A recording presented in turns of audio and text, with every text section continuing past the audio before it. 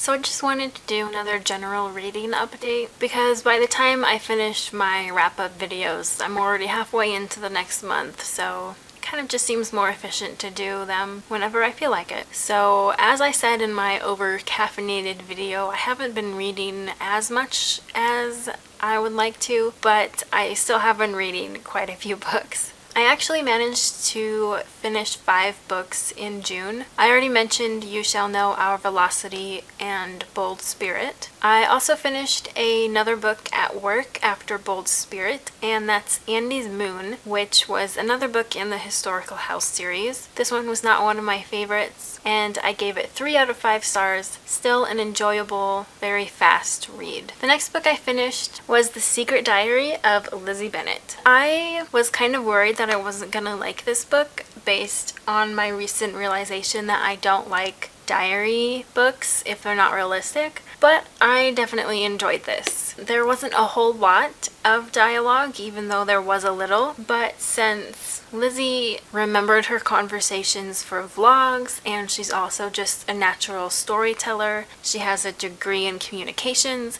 it just kind of makes sense that she would remember the conversations that she does. And again, there are not chapter-long monologues in this book. Aside from that, I just really enjoyed it. There were a few things that were very surprising to find out that were not in the original vlogs. It didn't have the same magic that Pride and Prejudice does, or even the movie versions of Pride and Prejudice. It just didn't give me the same mushy giddiness, but I still really enjoyed it, and I gave it 4 stars out of 5. The next book I finished was Behind the Beautiful Forevers, which, as I said, I really enjoyed, and I gave it 4 out of 5 stars. It would have been 5 stars, except it just was so realistic for a nonfiction book that really read like a novel.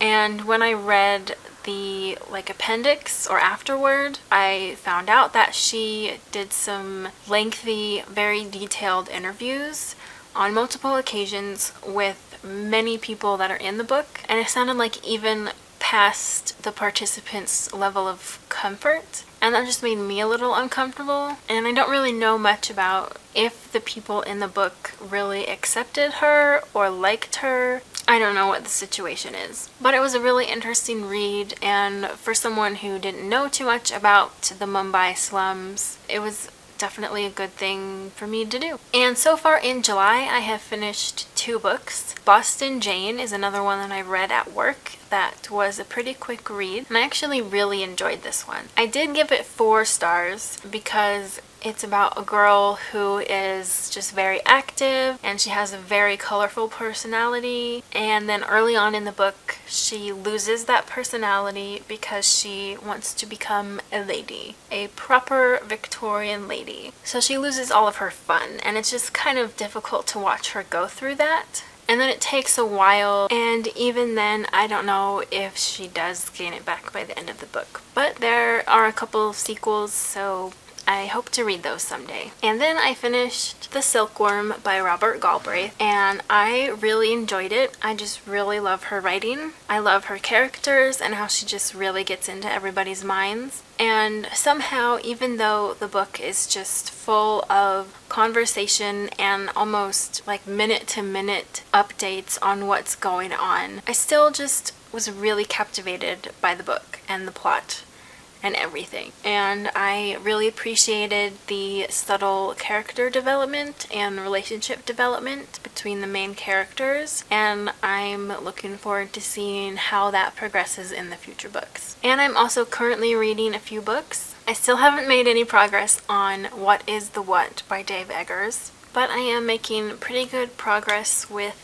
the fairy tales of Hans Christian Andersen, although I am not necessarily liking them as much as Grimm's fairy tales. They're just kind of hard to read. Maybe it's just the translation, but they're just, I don't know, they're just a mess, kinda. And at work right now, I am reading Code Talker, which is about a Native American Navajo young adult who fought in World War II as a code talker with the Navajo language, and it's a really interesting read. I have a couple books in mind that I want to read next, and I'm pretty sure that will finish my 50 book challenge for the year, and then I just really want to reread some books like Harry Potter, Fangirl, and then I want to read some books that I really want to read, like Eleanor and Park, Chocolat, A Little Princess, I Capture the Castle, A Very Long Engagement, just stuff that I really think that I'll like, but I haven't read yet for some reason. And then maybe I'll read some classics.